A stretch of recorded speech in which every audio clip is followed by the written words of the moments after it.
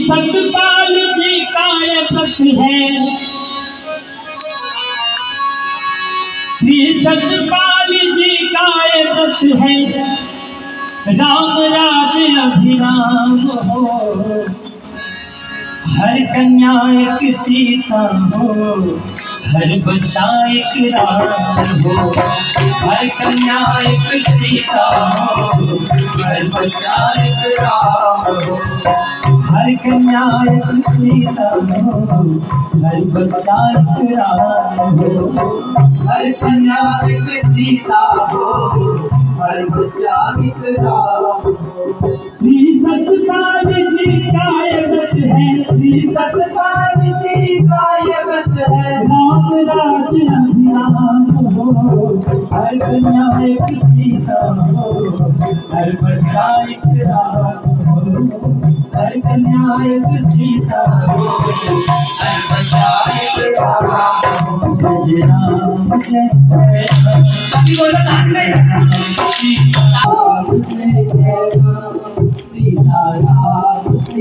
आदरणीय उपस्थित प्रेमी सज्जनों, प्यारी माताओं, बहन भाइयों व सम्मान बुजुर्गों, सज्जनों, ये बहुत ही सौभाग्य की बात है जो कि ऐसे कलिकाल के समय में हमें उस परम पिता परमात्मा की चर्चा सुनने का मौका मिला।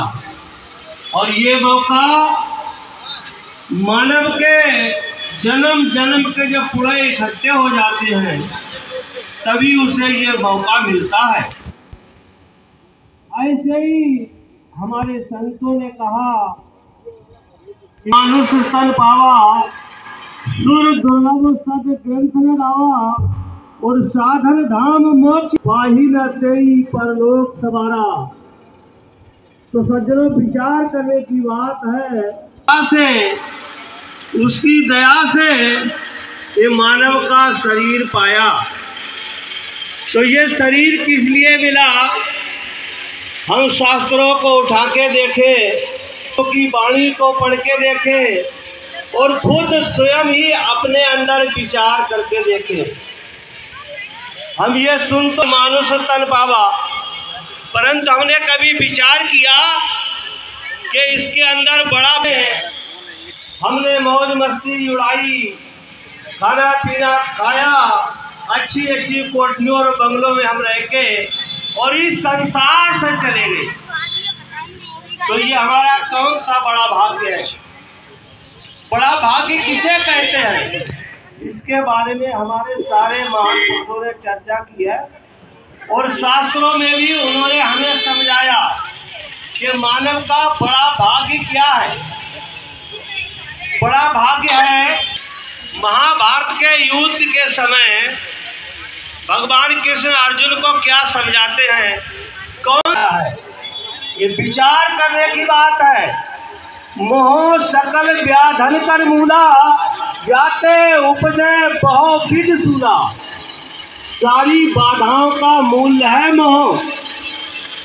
हम इस संसार से मोह करते हैं, हम संपत्ति से मोह करते हैं, हम अपने शरीर से मोह करते हैं और मोह करते करते ही हम इस संसार से चले जाते हैं। धृतराष्ट्र अपने पुत्र दुर्योधन के मोह में फंस गया।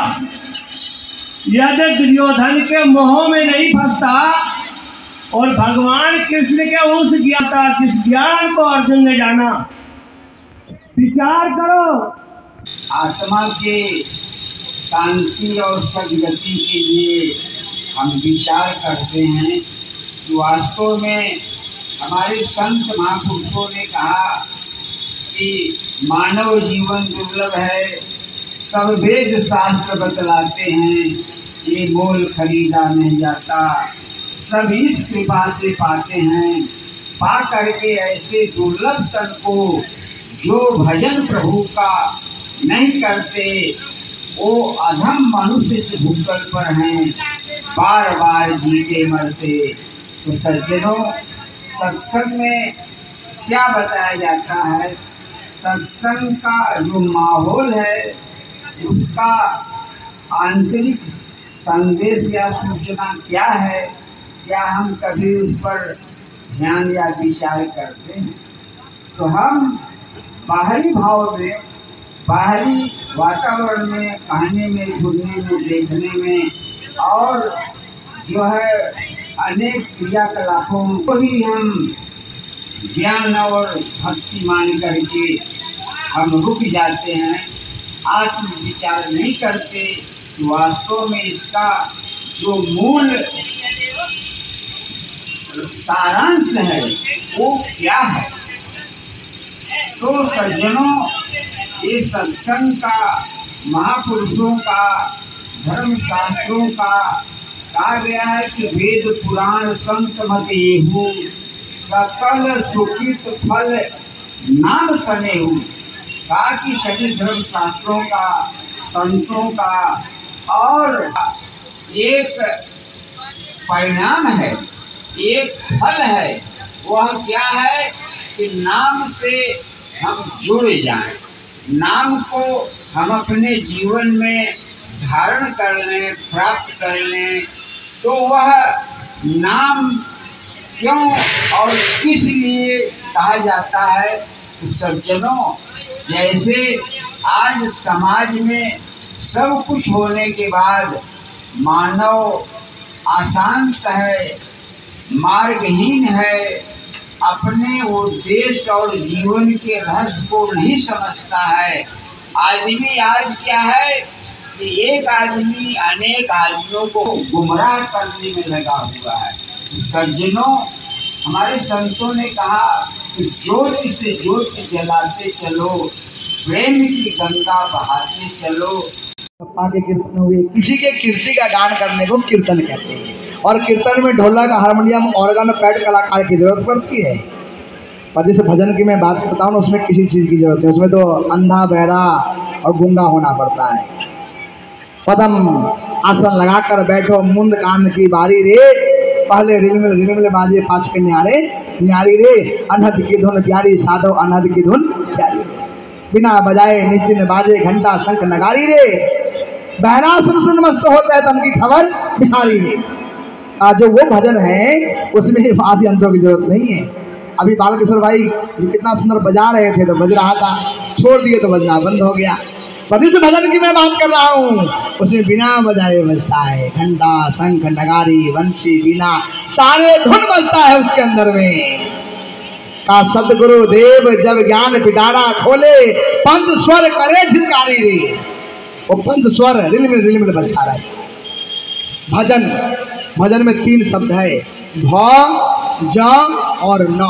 निरंतर मतलब every moment everywhere he is present. उसमें कोई अंतर नहीं है। श्वासों की कर सुमरनी, अजपा को कर जाप। भजन मतलब निरंतर चले। यहाँ कितने लोग बैठे हैं मंच पर भी और अगल बगल में और सामने, तो 24 घंटा कीर्तन कर सकते? जरा हाथ खड़ा करना। कोई लोग यहाँ बैठा तो 24 घंटा तुम नाम का जाप कर सकते हो या भगवान का नाम बोल सकते हो? कोई है? कोई माइका लाल पैदा है तो हाथ चैलेंज कर रहा हूँ, कोई ऐसा है जो निरंतर नाम जप सके? अगर 8 बार 10 बार आप राम राम करोगे ना, राम राम राम राम, तो अपने आप मरा मरा मरा मरा मरा मरा आ जाएगा, राम भी नहीं बोल पाओगे। और यहाँ का निरंतर निरंजन माला घट में फिरे दिन रात, ऊपर जावे नीचे जावे श्वास श्वास चल जात, संसारी नर समझे नाही बिरथा उमर बिहात, निरंजन माला घट में फिरे दिन रात। संत कहते हो निरंजन माला है, 24 घंटा मंत्र चल रहा है, 24 घंटा नाम जप रहे हैं। उसके लिए आंख, कान, मुख, नाक, दांत की, होठ की, जिह्वा की जरूरत नहीं है। 52 अक्षर माया माही, तामे सत्य नाम नाही नाही नाही। ये 52 अक्षरों से पढ़े हैं। वह ज्ञान कौन सा है? आइए सत्संग से प्रेम कीजिए, संतों से प्रेम कीजिए। बिन सत्संग विवेक न होई, और राम कृपा बिनो सुलभ न सोई। बड़े भाग्य पाइए सत्संगा, और बिना ही प्रयास होत भव भंगा। बड़े भाग्य से सत्संग मिलता है। आज अपने आल बिहार वालों का बड़ा सौभाग्य है कि आज इस बैंक्वेट हॉल के अंदर जो देवताओं को दुर्लभ है वो सत्संग आपको मिल रहा है। तो सत्संग से प्रेम कीजिए, सत्संग से जीवन का आत्मसात कीजिए, सत्संग को जीवन का पार्ट ऑफ लाइफ बनाइए। आप सभी को पार्ट ऑफ लाइफ बनाते हैं पर सत्संग को पार्ट ऑफ लाइफ नहीं बनाते हैं। Satsang it is a most compulsory in living for life. जीना के लिए, जिंदगी के सफर को सुखी बनाने के लिए सत्संग बहुत जरूरी है। शरीर का खुराक भोजन है और आत्मा का खुराक सत्संग है, भजन है। तो भजन को समझने के लिए सत्संग में आना होगा। सत्संग को सुनोगे, बात समझोगे तो जिज्ञासा पैदा होगी, जिज्ञासा होगी तो पूछोगे और पूछोगे तो पूछ कट जाएगी। आपने पहले भी पूछा था, पता है आपको? आप इस जन्म से पहले भी पूछे थे जितने लोग यहाँ बैठे हैं, इसलिए आपकी पूछ कट गई है। हाथ ला के देखो, पूछ है किसी के पीछे?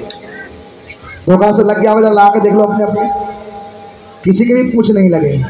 क्यों? आपने पूछा था, आपने पूछा था तो आपकी पूछ कट गई। अभी भी पूछ लो। ज्ञानी संत तुम्हारे समाज में आते हैं, आत्मज्ञान को चर्चा करने वाले, आत्मज्ञान का बोध कराने वाले संत आते हैं, उनसे अभी भी पूछ लो। अगला जन्म का पूछ भी कट जाएगा, अभी भी कटा हुआ है और आगे की भी कट जाएगी। फिर से मनुष्य बने हो, फिर से मनुष्य बनोगे। जब तक तुम्हारी भक्ति पूरी नहीं होगी, बार बार परमात्मा नर्तन का चोला देकर भक्ति करने के लिए भेजेंगे तुम्हें। अगर नहीं पूछा तो बुरा मत मानना, पूछ लगाने से कोई तुझे रोक नहीं सकता। पूछ लग जाएंगे, 2 पैर की जगह 4 पैर बन जाएंगे, ताली नहीं बजा पाओगे। 2 कान छोटे छोटे बड़े बड़े कान हो जाएंगे, सिंह लग जाएंगे ऊपर। अभी तो हमारी बात आप रहेगा, इसका नाश नहीं होता है। उस नाम को जलाने के लिए नानक देव जी आए, 10 बादशाह आए, अनेक पीर पैगंबर आए, आज भी सदगुरुदेव श्री सतपाल जी महाराज धाम पर आए हुए हैं और उसी नाम का तत्व बोध करा रहे हैं। ऐसा मौका हमें बार बार नहीं मिलेगा। पत्ता गिरी डाल से ले गई पवन उड़ाए, अब की दूसरे नाम मिले तो लख 84 जाए। आइए सत्संग से प्रेम कीजिए, सत्संग से जुड़ाव रखिए। सत्संग में मिलते हैं हीरे और मिलते हैं धीरे धीरे। इसने खोज निकाली महिमा सत्संग की, देखी अदब निराली महिमा सत्संग। तो सत्संग से प्रेम कीजिए। समय की अपनी सीमाएं हैं, आगे का भी रास्ता गंतव्य करना है। अधिक नहीं कहते हुए आप सबने बड़े ध्यान से गच्चित होकर के शांतिप्रिय ढंग से सत्संग को श्रवण किया। सुनने तक सीमित मत रखिए, नहीं तो सुन सुनकर सुन हो जाओगे तो चीर फाड़ करके ऑपरेशन कर दिया जाएगा। अवेकनिंग, जागृत रहना। नगर में चोर आते हैं, 5 चोर हमारे भीतर में बैठे हैं, हमें लूट लूट कर खा रहे हैं, काम क्रोध मोह मत्सर इत्यादि। इन चोरों से बचने के लिए चौकीदार की जरूरत है। चौकीदार संत महात्मा होते हैं। देखो हम कहाँ बैठे हैं? हम बैठे हैं चौकी पर, और आप कहाँ बैठे हो? जमीन पर। जमींदार बड़ा या चौकीदार बड़ा? बोलो जी, बड़ा कौन होता है भाई साहब? जमींदार बड़ा होता है, इसीलिए आप जमीन पे बैठे हो। पर जमींदार की जमीन की रखवाली कौन करता है? कौन करता है जी? चौकीदार करता है। चौकीदार कहता है सर चिड़िया को उड़ाएगा, पक्षियों को भगाएगा, अनाज बचाएगा, रखवाली करता है। गुरु महाराज जी ने आपको जमींदार तो बना दिया, ये आत्मा रूपी जमीन आपको दे दिया और उससे बड़ा पहरा हो रहा है, बड़ा चोरी लगे हुई है। काम क्रोध मोह मत्सर लोभ अहंकार रूपी चोर लगे हुए हैं।